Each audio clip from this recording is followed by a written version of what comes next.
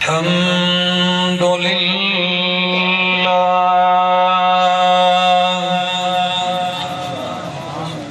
الحمد لله رب العالمين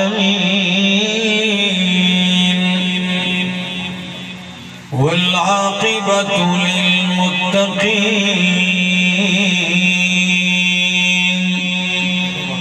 والصلاة والسلام على أشرف الأنبياء وإمام المرسلين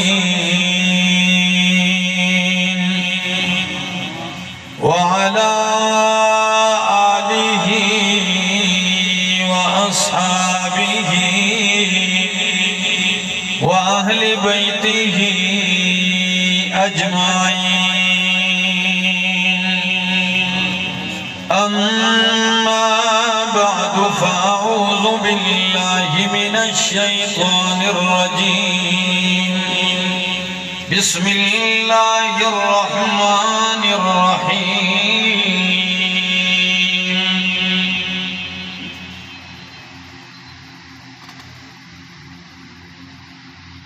إن الله يأمركم بالعدل والإحسان وإيتاء ذي القربى وينهى عن الفحشاء والمنكر والبغي يعظكم لعلكم تذكرون وقال تعالى ولتكن منكم أمة يدعون إلى الخير ويأمرون بالمعروف وينهون عن المنكر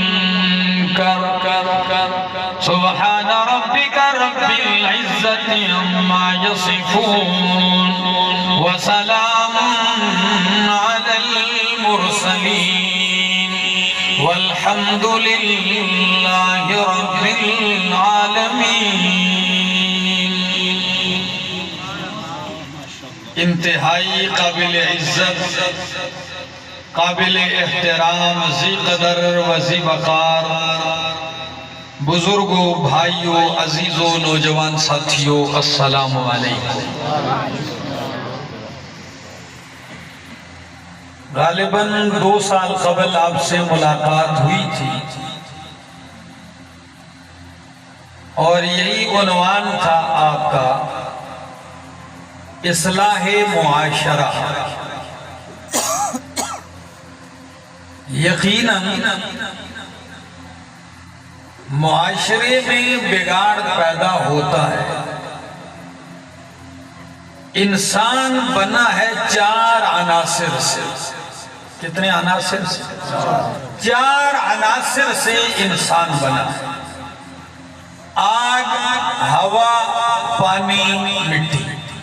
کتنے؟ اب آگ، ہوا، پانی، مٹی، یہ 4 عناصر ہیں. ان چاروں کا آپس میں کوئی جوڑ نہیں، ازداد ہیں، اور 4 چیزوں کا جوڑ نہیں ہے، اور بنا ان چاروں کو جوڑ کے انسان ہے. تو لازماً انسان جب یہ چیزیں متضاد ہیں تو انسان کی صفات بھی متضاد ہیں، اور انہی حالات کی وجہ سے انسان کے اوپر متضاد حالات آتے ہیں. کبھی گرمی غالب تیش میں آتا ہے تو قتل کر دیتا ہے، اور کبھی ٹھنڈک اتنی غالب ہوتی ہے کہ دنیا چاہے اونچی نیچی ہو جائے، اوپر نیچے ہو جائے، یہ ٹس سے مس نہیں ہوتا. تب بھی یہ برف کا ڈلا بن گیا، تب بھی کسی کام کا نہیں. اب جب انسان ان چار عناصر کا مجموعہ ہے جس کے اپنے وجود میں بھی فساد پیدا ہوگا اور باہر کے معاشرے میں بھی یہ فساد کا سبب بنے گا۔ لیکن مالک کائنات نے اس کی اصلاح کے لیے نسخہ بھی تجویز فرمایا، علاج،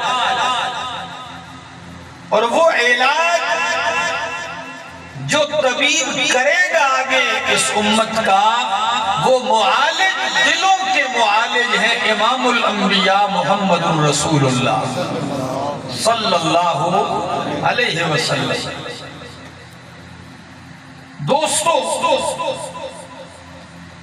اب معاشرے میں بگاڑ تو ہے، ہر دو چار آدمی بیٹھتے کہتے ہیں جی حالات بڑے نازک، ہر دن آپ دیکھتے ہیں ناحق قتل ہو رہے ہیں، جھگڑے ہو رہے ہیں، فساد ہو رہے ہیں، چوری اور ڈاکے پڑ رہے ہیں، عقائد برباد ہو چکے ہیں، اعمال برباد ہو چکے ہیں، اخلاقیات تباہ و برباد ہو چکے ہیں، حقوق پامال ہو رہے ہیں۔ اب جب یہ بگاڑ ہے تو کچھ لوگوں نے سوچا کہ اصلاح کا طریقہ یہ ہونا چاہیے، تو انہوں نے ایک طریقہ اپنا لیا۔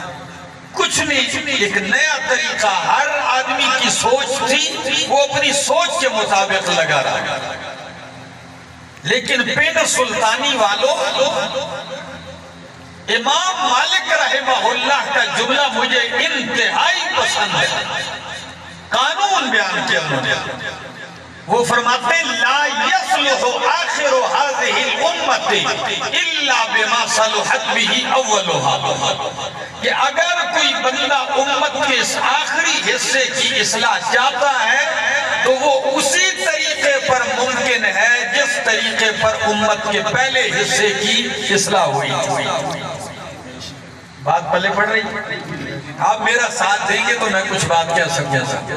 امت کا آخری حصہ ہم لوگ چل رہے ہیں، امت کا پہلا حصہ صحابہ کرام ہے، تو پہلے حصے کی اصلاح ہوئی ہے اللہ کے قرآن سے، تو امت کے آخری حصے کی اصلاح بھی ہوگی تو کس سے ہوگی؟ اللہ کے قرآن سے۔ اب انشاءاللہ میں کوشش کرتا ہوں کہ اس عنوان کو کسی درجے تک پہنچا دوں، اور پھر اگر زندگی نے وفا کی اور موقع ملا اور یاد دہانی کروائی مولانا صاحب نے جس طرح بھی انہوں نے کروا دیا، تو پھر وہاں سے آگے چلیں گے۔ آئیے قرآن مقدس کیا کہتا ہے۔ میں نے پہلی آیت جو آپ کے سامنے پڑھی تھی وہ سورہ نحل کی آیت ہے، اب میں اسی کی طرف آتا ہوں اور اپنی بات آگے بڑھاتا ہوں، ٹھیک ہے جی؟ آئیے قرآن کہتا ہے، یہ سورہ نحل ہے اور اس کی آیت نمبر ہے 190۔ ان اللہ یأمر بالعدل والإحسان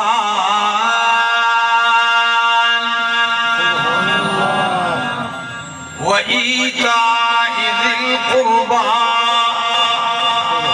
وينهى عن الفحشاء والمنكر والبغي يعظكم لعلكم تذكرون۔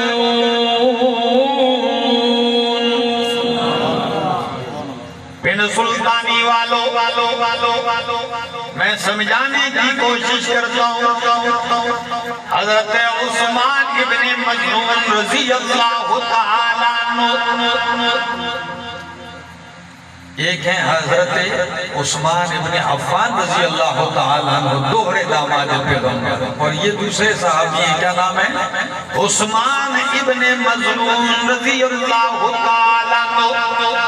امام ابن کثیر اس آیت کے نزول میں نقل کرتے ہیں، امام احمد ابن حنبل اس حدیث کو نقل کرتے ہیں، کہتے ہیں میں اپنے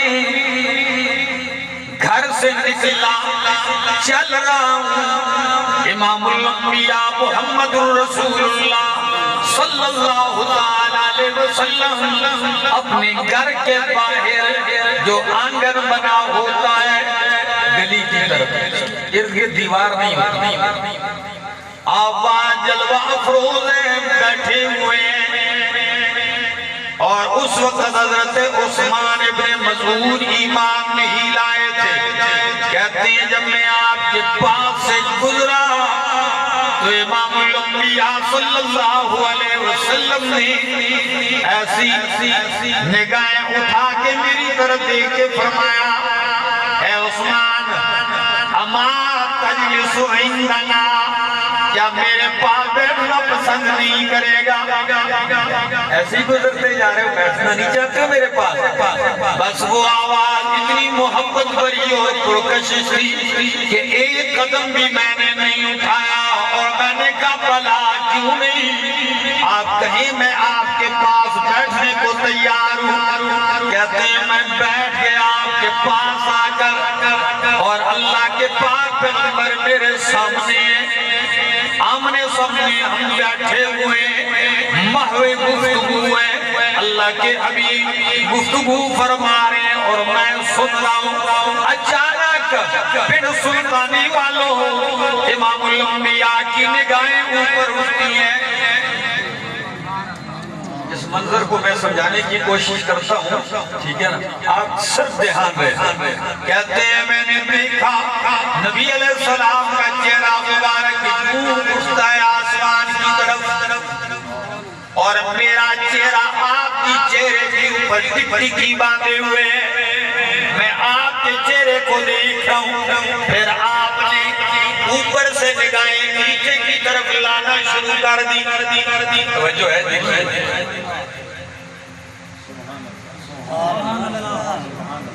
اچھا نظر آیا؟ فرمایا آسمان سے آپ نے نگاہیں نیچے کی طرف لانا شروع کر دیا، نگاہیں لاتے لاتے قریب ہی آپ نے زمین پہ نگاہ ڈال دی، اور پھر وہاں سے اٹھے اپنی جگہ سے، بس میں اٹھ کے نہیں جاتا، اٹھے اور ادھر جدھر نگاہ ٹکائی وہیں جا کر بیٹھا۔ حضرت عثمان ابن مظعون فرماتے ہیں میرے اوپر بھی عجیب کیفیت طاری ہے کہ آپ نے نگاہیں جہاں ڈالی، آپ اٹھ کے میری پاس سے وہاں جا کے بیٹھ گئے، اور تھوڑی دیر بیٹھے رہے۔ یوں محسوس ہو رہا تھا کہ آپ سر مبارک ہلا کر یوں کسی سے کہہ رہے ہاں، یہ پتہ چل گیا کوئی سمجھا رہا ہے، کوئی بات کر رہا ہے، اور آپ اس کی تائید کر رہے ہیں۔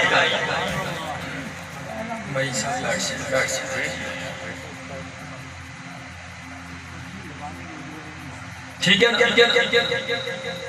جیسے کوئی سمجھا رہے، گفتگو کر رہا ہے، آپ اپنا سر مبارک ہلا کے اسے جواب دے رہے ہیں۔ فرمایا تھوڑی دیر یہ کیفیت رہی، آپ اٹھ کے واپس اپنی مسند پہ آئے۔ میں نے آپ کا اس میں گرامی لے کے کہا تو عجیب نظارہ دیکھنے کو ملا جو پہلے میں نے نہیں دیکھا۔ فرمایا عثمان توجہ سے دیکھا ہے یہ سارا نظارہ؟ میں نے کہا اللہ کی قسم بڑے غور سے دیکھا ہے، یہ کیا ہے مجھے بھی سمجھ آئی ہے۔ فرمایا عثمان اوپر نگاہیں اٹھی تو دیکھا جبریل اترنے شروع کر دیا۔ جبریل آیا اور پاس ہی بیٹھا۔ میں نے کہا یہ کون ہے؟ جبریل کون ہے؟ فرمایا فرشتوں کا سردار ہے، میرے پاس آیا۔ میں نے کہا کیا لے کے آیا؟ فرمایا قرآن کی آیات لے کے آیا۔ میں نے کہا کون سی آیت لے کے آیا؟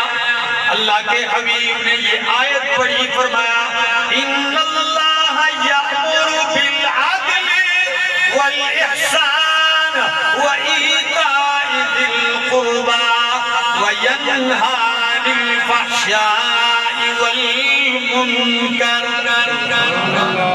اللہ اکبر۔ اور پتہ ہے اس آیت کے بارے میں آج یہ بھی سن لو کیا یاد رکھو گے. سیرت میں لکھا ہے کہ عرب کے صحرا میں رات کے کدمک اندھیرے میں دو قافلے آگے پڑاؤ ڈالتے ہیں. سمجھ لو پنڈ سلطانی کے کسی صحرا میں دو قافلے رات کے اندھیرے میں آگے ٹھہرتے ہیں. ایک قافلے میں فاروق اعظم رضی اللہ تعالیٰ عنہ ہے اور دوسرے قافلے میں حضرت عبداللہ ابن مسعود رضی اللہ تعالیٰ عنہ ہے. لیکن اب دونوں قافلے ایک دوسرے کو پہچان ہی نہیں رہے. اندھیرا ہے اور خطرہ بھی محسوس کر رہے ہیں ایک دوسرے سے دشمن نہ ہو. لیکن حضرت عمر رضی اللہ تعالیٰ عنہ جیسے زیرک انسان، اللہ اکبر، آپ جیسے دانا انسان، آپ کیا کہنے لگے؟ اپنے شاگرد سے کہا حضرت عمر رضی اللہ تعالیٰ عنہ نے قوم اٹھ اور زور سے سوال کر اس قافلے والے کے سامنے جو دوسرا قافلہ آیا نا، ابھی پتہ چل جائے گا دشمنوں کا قافلہ ہے یا کیا.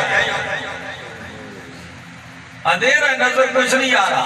کا پہلا سوال ان سے کر کہ ایو آیت اخوف فی القرآن، کہ قرآن کی سب سے زیادہ ڈرا دینے والی آیت کون سی ہے؟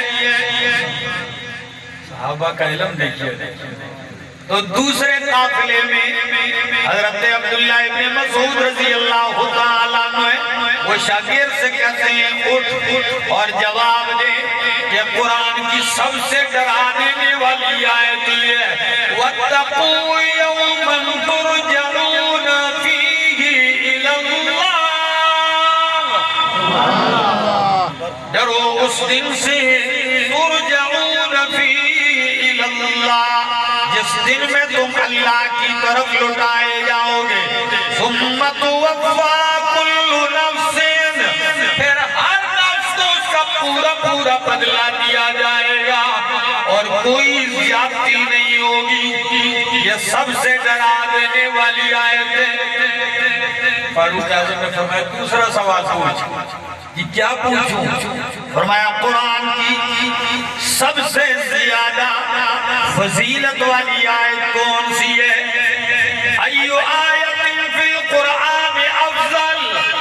سوال پوچھا تو دوسرے قافلے میں ابن مسعود شاگرد سے کہتے ہیں اٹھ کے جواب دے کہ اللہ کی کتاب میں سب سے زیادہ عظمت والی آیت ہے اللہ لا الہ الا هو الحی القیوم. آیت الکرسی پڑھ کے کہا سب سے عظمت والی فضیلت والی آیت ہے. فاروق اعظم نے کہا تیسرا سوال کر کہ ایو آیت ارجا فی القرآن، قرآن کی سب سے زیادہ امید دلانے والی آیت کون سی ہے؟ پنڈ سلطانی والوں کی کون سی آیت؟ امید دلانے والی، جو بڑے بڑے گناہگاروں کو بھی امید دلا دیتی ہے اور جسے سن کے بڑے بڑے گناہگار بھی اللہ کی رحمت کے امیدوار بن جاتے ہیں. جب سوال کیا ایو آیت ارجا فی القرآن تو حضرت عبداللہ ابن مسعود نے فرمایا اٹھ کے جواب دیجئے کہ قرآن کی سب سے زیادہ امید آیت یہ ہے لا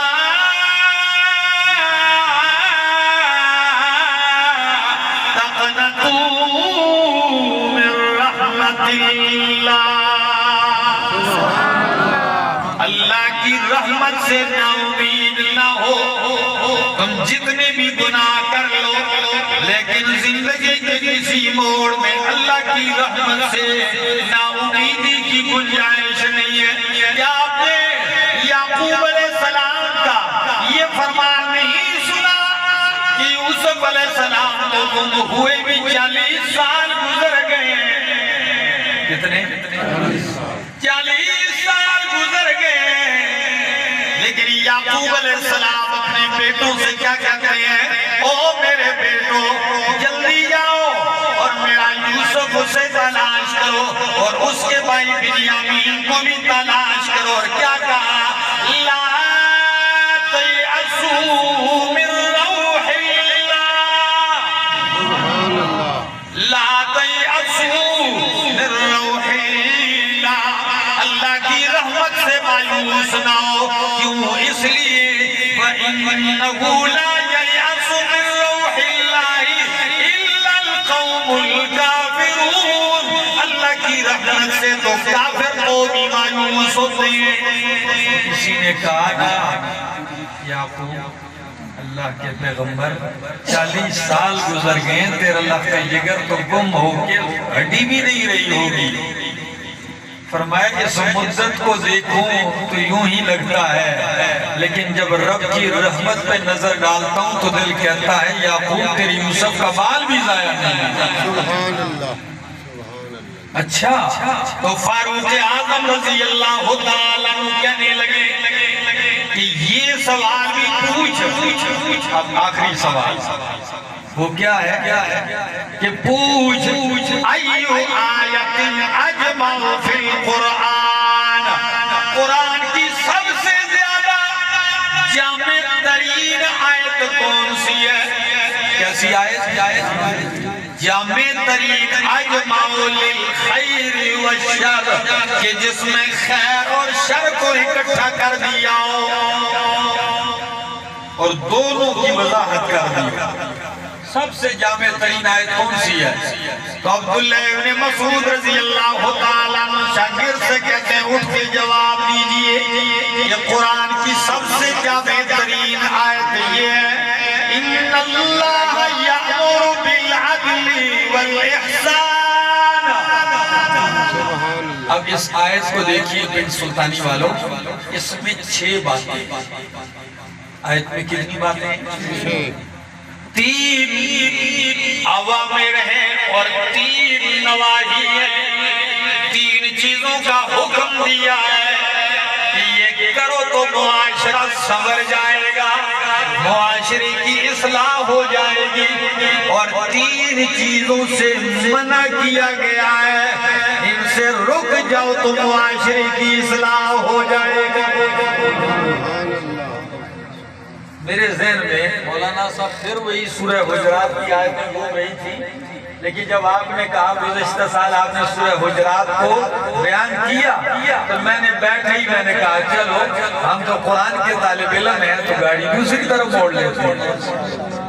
ہوتے قرآن کے سمندر میں ہی ماریں گے انشاءاللہ اور آپ کو انشاءاللہ فائدہ ہوگا.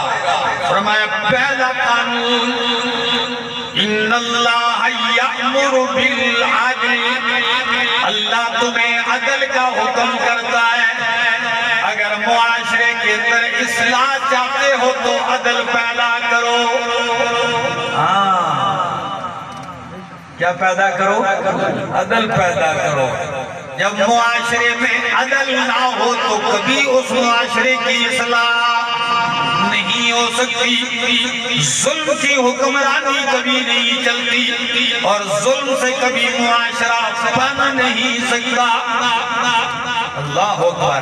اب یہ عدل کئی طرح کا ہے.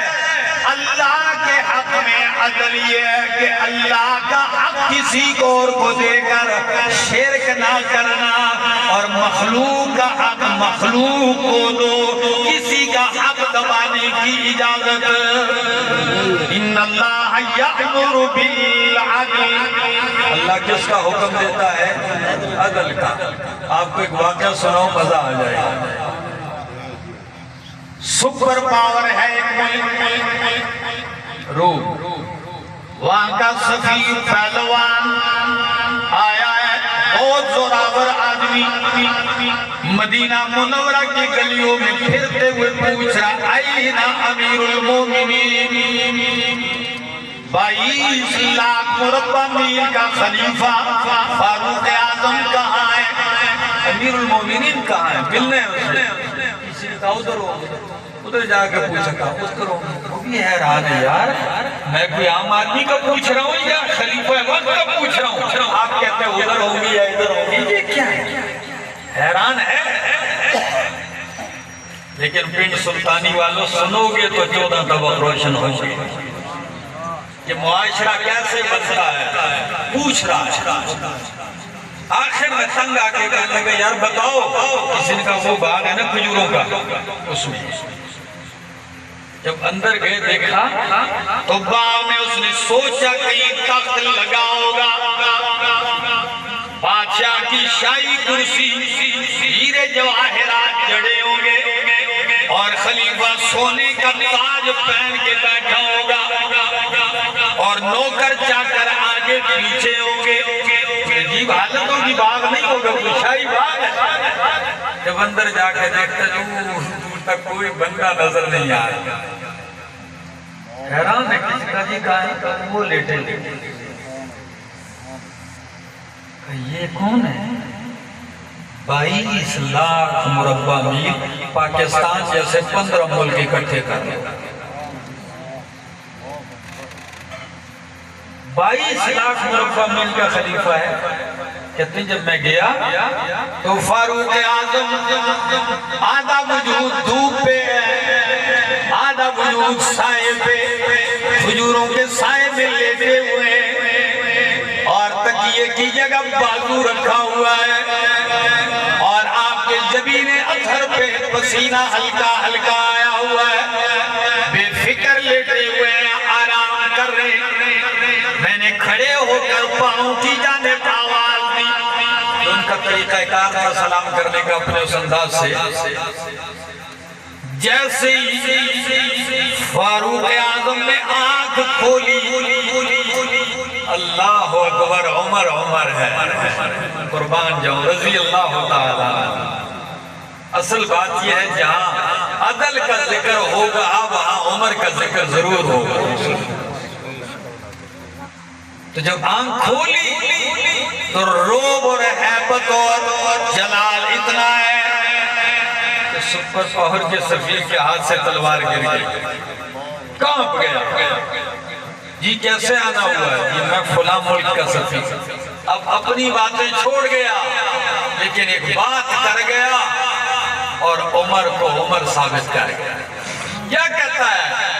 کہتا ہے اے عمر، میں اور تو کچھ نہیں جانتا، میں جا کے بادشاہوں سے ہو کے آیا ہوں، میں نے بڑے بڑے بادشاہ دیکھے، آج آپ کی خلافت میں آپ کو دیکھا ہے، بس اتنا ہی کہوں گا، اے عمر عدلتا فأمنتا ونمتا، عدلتا فأمنتا ونمتا۔ عمر یہ اور کچھ نہیں، تو نے عدل قائم کیا، جب عدل قائم کیا تو امن آ گیا، تو بھی امن میں ہو گیا، اور جب امن قائم ہو گیا تو بے فکر سو گیا۔ عدل نہ ہو تو ملک میں امن نہیں آیا۔ یاد رکھ، کسی بھی معاشرے میں جب عدل نہ ہو، آپ کو پتہ ہے سورۃ بقرہ میں 18 قوانین بیان کیے ہیں گھر کی اصلاح کے لیے۔ کتنے؟ 18 قوانین گھر کی اصلاح کے لیے بیان کیے گئے۔ یہی وجہ ہے علامہ نیل شاہ صاحب رحمہ اللہ لکھتے ہیں، اس حدیث کا مطلب کیا پیارے انداز سے سمجھاتے ہیں۔ علامہ نیل شاہ صاحب فرماتے ہیں، لوگ کہتے ہیں حدیث کے الفاظ ہیں، جس گھر میں سورہ بقرہ پڑھی جائے اس گھر سے شیطان بھاگ جاتا ہے۔ وہ فرماتے ہیں تم صرف تلاوت مراد لیتے ہو، میں ساتھ یہ بھی کہ سورۃ بقرہ میں گھر کے قوانین اصلاح کے لیے قوانین بیان کیے، تو جب جس گھر میں وہ قوانین بیان ہو ان قوانین سے گھر چلایا جائے، شیطان ٹھہر ہی نہیں سکتا اس گھر۔ اللہ اکبر، کیا کمال ہے اس کتاب کا۔ تو ان اللہ یأمر بالعدل، عدل کرو، لیکن عجیب بات ہے بن سلطانی والوں، ہم حکمران سے تو عدل مانگتے ہیں، ایسا ہے کہ ہم صدر سے وزیر اعظم سے تو عدل مانگتے ہیں، ایک مجسٹریٹ سے لے کر سیشن جج اور ہائی کورٹ کے چیف جسٹس اور پورے پاکستان کے چیف جسٹس سے تو عدل مانگتے ہیں، لیکن جو میرے بس میں عدل ہوتا ہے میں خود کرنے کو تیار۔ ایسا ہے ایک باپ ہے، 5 بیٹے ہیں 6 بیٹے ہیں اس کے، تو پہلے باپ خود ان بیٹوں میں عدل نہیں کرتا تو گھر بگڑ جاتا ہے، ایسا ہے کہ نہیں؟ اگر ایک خاوند ہے، اس کی 2-3 بیویاں ہیں 4، ان میں عدل نہیں کرتا تو اس کے گھر کا نظام کیا ہوتا ہے؟ بگڑ جاتا ہے۔ یہ میں صرف ایک معمولی اشارہ دیے جا رہا ہے کہ عدل اوپر سے لے کر نیچے تک ہر فرد اپنی طاقت اور بساط کو دیکھے کہ میں عدل کتنا کر رہا ہوں، میرا انصاف کتنا ہے، میں ایک سرکاری ملازم ہوں، میں جس دفتر میں بیٹھا ہوں میں کتنا عدل کر رہا ہوں، میں کتنا انصاف کر رہا ہوں، آپ کو لگ پتہ جائے گا۔ تو ان اللہ یأمر بالعدل، آپ کو پتہ ہے عدل سے معاشرہ بنتا ہے، جب بنتا ہے تو اس کی جزا بھی اونچی ہے۔ فرمایا اللہ عرش کے سائے میں 7 قسم کے لوگوں کو جگہ دیں گے، 7 یظلهم اللہ فی ظلہ یوم لا ظل الا ظلہ، جس دن اس کے سائے کے سوا کوئی سایہ نہیں ہوگا۔ تو عرش الہی کا سایہ پانے والے وہ 7 خوش نصیب، ان میں سے پہلا خوش نصیب امام عادل، وہ عدل کا قیام کرنے والا حکمران ہے، عدل اور انصاف قائم کرنے والا حکمران۔ پتہ ہے ایک کمزور بیچارہ کیا کر سکتا ہے، لیکن جب آپ کے ہاتھ میں طاقت بھی ہو، پاور بھی ہو، اور لوگوں کو کچل بھی سکتے ہو، روک بھی سکتے ہو، اس کے باوجود بھی آپ پر کسی پہ ظلم نہ کریں، اس کا بدلہ عرش الہی کا سایہ ہے۔ اللہ اکبر، تو عدل کا حکم دیتا ہے اللہ۔ اور دوسرا وَإِيتَاءِ وَالْإِحْسَانِ، قربان جو ترقی ہے، صرف عدل ہی نہیں احسان کا حکم دیتا ہے۔ اس کا اب ذرا دیکھیے، اخلاق 3 قسم کے ہیں، خلق حسن، خلق احسن، خلق کریم۔ خلق کتنے قسم کے ہو گئے؟ خلق حسن، خلق احسن، خلق کریم۔ خلق حسن یہ ہے کہ آپ سے کسی نے زیادتی کی، آپ نے اتنا ہی بدلہ لے لیا، برابر سرابر کام ہوگا۔ اور خلق احسن یہ آپ سے کسی نے ظلم و زیادتی کی، آپ نے بدلہ نہیں لیا، معاف کر دیا، یہ خلق احسن، بدلہ نہیں لیا معاف کر دیا۔ اور تیسری قسم ہے خلق احسن۔ خلق احسن یہ ہے آپ کے ساتھ ظلم و زیادتی کی گئی، آپ نے بدلہ بھی نہیں لیا، معاف بھی کر دیا، اور صرف معافی پر بس نہیں، الٹا آپ نے اس پر مزید احسان کر دیا۔ جی یہ خلق کریم ہے۔ تو سچ بتاؤ پنڈ سلطانی والوں، جب ان اخلاق کو معاشرے کے اندر عمل دیا جائے گا تو معاشرے کی اصلاح ہوگی کہ نہیں؟ ہمارے یہاں معاملہ کیا، کسی نے 1 گالی دی ہے تو 200 ہاں، کسی نے 5 روپے کا نقصان دیا تو 5 لاکھ کا نقصان کر۔ تو جب یہ معاشرہ ہو تو بربادی۔ والاحسان، اور تیسری چیز، اور احسان آپ کو ایک اور بھی بتا دوں، احسان کا ایک معنی حدیث کے اندر آتا ہے، وہ کیا ہے؟ ایک تو نیکی بلائی ساری اس میں آ گئی، اور احسان کے اندر یہ بھی ہے کہ انتا अब्दुल्लाह कअन्नका तराहु फइन लम तकुन तराहु फइन्नहु यराक। जिब्रील आते हैं और मेरे महबूब पैगंबर के ज़ानुओं के साथ ज़ानु मिला के बैठते हैं, सवाल पूछते हैं। ये हदीस बुखारी के अंदर इस नाम से मशहूर है, इसका नाम है हदीस जिब्रील। क्या नाम है इसका? हदीस जिब्रील। और जिस तरह इमाम कुर्तुबी फरमाते हैं, जिस तरह कुरान में सूरत फातिहा का नाम है उम्मुल कुरान, फातिहा का क्या नाम है? उम्मुल कुरान। तो हदीस जिब्रील का नाम अहादीस में उम्मुस सुन्ना, उम्मुस सुन्ना बहुत जामे है। उसका एक जुमला पेश करने लगा। जिब्रील पूछते हैं मल एहसान या रसूल अल्लाह, अल्लाह के महबूब पैगंबर एहसान क्या चीज है?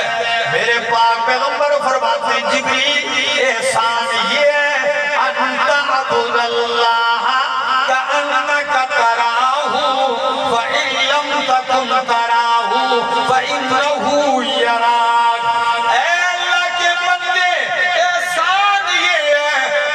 अल्लाह की बंदगी इबादत ऐसे करे गोया कि तू रब को देख रहा है। अल्लाह की इबादत ऐसे कर गोया कि तुम देख नहीं सकते हो। कैसा पैदा करता है? गोया, ये लफ्ज़ समझ आ रहे? गोया कि तू रब को देख रहा है। अगर ये तसव्वुर पैदा नहीं कर सकता तो ये तसव्वुर करके इबादत कर कि फइन्नहु यराक, अल्लाह तुझे देख रहा है। इन दोनों तसव्वुरों में से जिस तसव्वुर से भी इबादत की जाएगी वो इबादत बन के तुम्हें बुराइयों से रोक देगी और इस मुआशरे की इस्लाह होगी। दो, तीसरी चीज वईताइज़िल कुर्बा, अल्लाह तुम्हें हुक्म देता है कराबतदारों को देने का। क्या? कराबतदारों को देने का। अच्छा मौलाना साहब, क्या काश मुझे आप टाइम देते, मैं जहां भी जाता हूं तो बस मुझे ये अरमान रह जाता है। इसी सूरत की तफसीर इस आयत से, ये मैंने दोबारा कुरान का वो मकाम खोला है इसलिए नहीं, ये पहली जो आयत में पढ़ रहा हूँ ये सूरह नहल की थी। इसकी तफसीर सूरत बनी इसराइल आयत 22 से शुरू हो रही है और वहाँ इस एक एक जुमले की तफसीर हो रही है। तो उनमें फरमाया, इधर फरमाया वईताइज़िल कुर्बा, और सूरत बनी इसराइल आयत नंबर जो 25 में फरमाया वआतिज़िल कुर्बा हक़्क़हु वल मिस्कीना वब्नस सबील वला तुबज़्ज़िर तबज़ीरा इन्नल मुबज़्ज़िरीना कानू इख़्वानश शयातीन।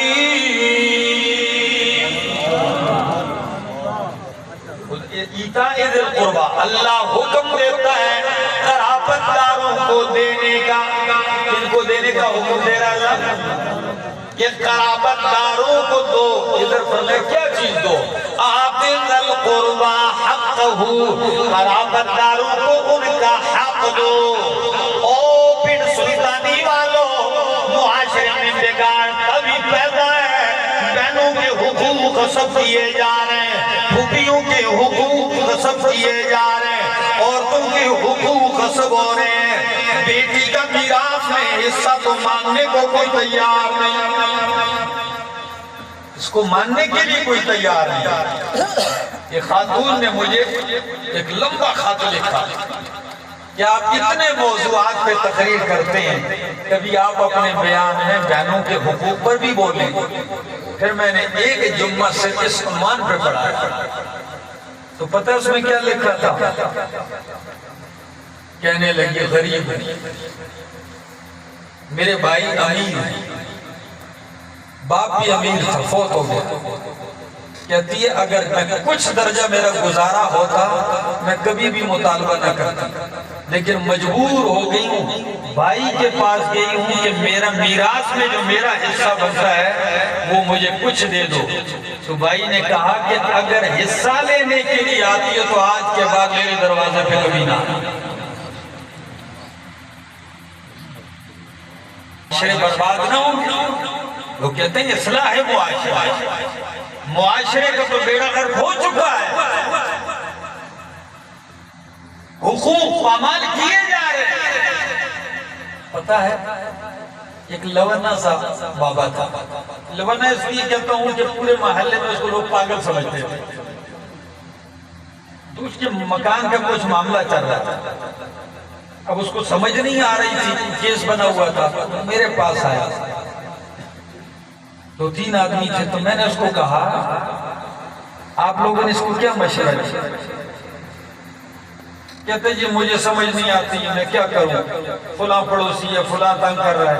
تو اس نے کہا آپ اپنا یہ مکان جو ہے نا اپنے بیٹے کے نام کر دیں، رہائش کا مکان کس کے نام کر دو؟ بیٹے کے نام کر دو۔ آپ بوڑھے ہیں، کمزور ہیں، سمجھ بھی اتنی نہیں ہے۔ تو مجھے کہتے ہیں مولانا صاحب یہ سارے سادے ہیں۔ اب وہ سادہ کہہ رہا ہے کہ یہ سارے سادے ہیں۔ میں نے کہا وہ کیسے؟ کہتا ہے میں ایک ہی مکان کا مالک ہوں، میرا ایک بیٹا ہے ایک بیٹی ہے، اگر یہ میں بیٹے کے نام کر دیتا ہوں اور کل مجھے موت آئے گی تو بیٹی کو تو میں نے محروم کر دیا۔ جس کو لوگ پاگل سمجھ رہے تھے وہ کہتا ہے میں تو نہیں کروں گا۔ تو میں نے کہا اس سے کیا ہوگا؟ کہتا ہے میرے مرنے کے بعد آٹومیٹک میراث دونوں کی کیا ہو جائے گی، بیٹی کا حصہ بیٹی کے کاغذ میں چلا جائے گا پٹوار خانے میں، اور بیٹے والا بیٹے کو ملے گا۔